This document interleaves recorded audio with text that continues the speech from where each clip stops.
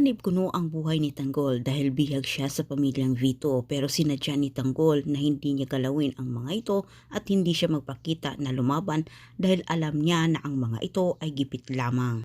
Ngunit dahil nabahala ang mga kaibigan ni Tanggol, agad nila itong pinaalam kay Ramon at Don Julio. Sobrang nag-alala ang mag-ama. Natataranta sila dahil baka hindi na makabalik umano si Tanggol, ang nag-iisang tagapagmana nila. Agad pinakilos ni Ramon at Don Julio ang kanilang mga tauhan para hanapin itong si Tanggol.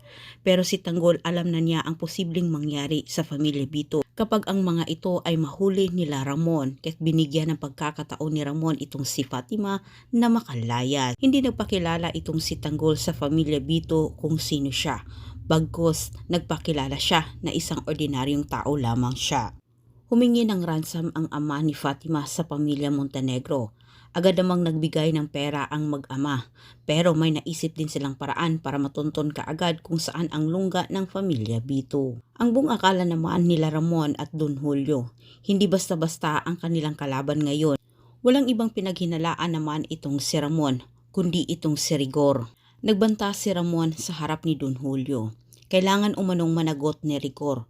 Nakahanda na ang pera nila Ramon at ang mga tauhan nito, lalo na ang mga kaibigan ni Tanggol, ay nakapwesto na sa kanya-kanyang kanto. Habang si Tanggol ay nangungumbinsi dito kay Fatima na itakas umano nito ang pamilya bago pa mahuli ang lahat.